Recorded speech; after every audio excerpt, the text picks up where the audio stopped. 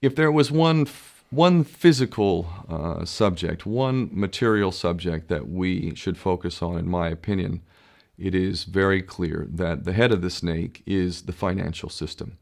We can argue till the end of time about who runs the world. Is it the Jesuits? Is it the reptilians? Is it the Illuminati? Is it the Freemasons? We can go on and on and on and on about this. But I don't think it is reasonable to even begin arguing about the mechanism that is used to exert this control. The mechanism is finance. The whole point of finance is to indebt, otherwise to enslave. What is a mortgage?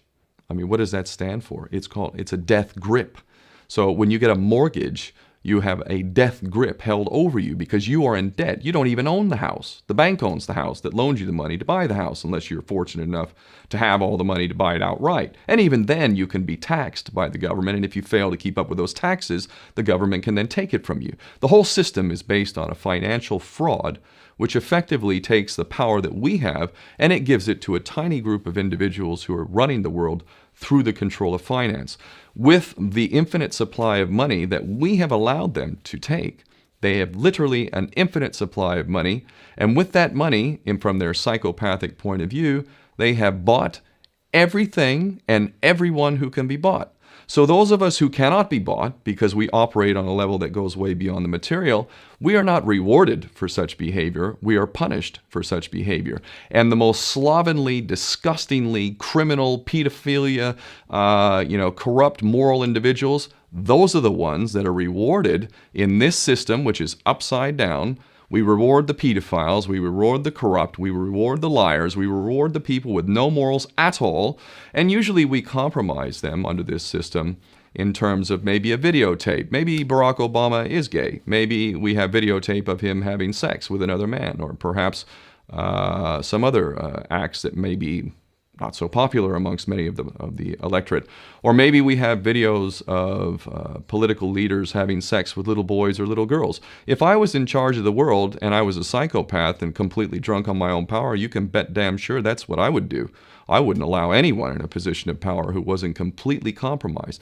When you have an infinite supply of money, you can do this.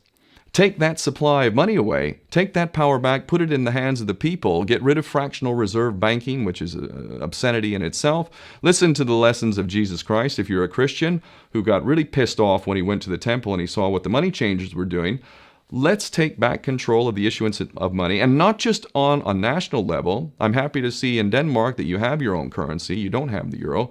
But on every country's level, they should be issuing their own currency in a transparent, non-usury based way in which it really, truly benefits the people. And in that way, we can literally free ourselves of the banking debt which is drowning us all, and we can stop scrambling for the crumbs from the table of these filthy rich psychopaths and live in a state of abundance just by changing this one thing. And I'm not just talking about abundance for Western nations who have an artificially inflated value with their currencies. We all in the West are guilty of having that reward while the rest of the world is sucking on it.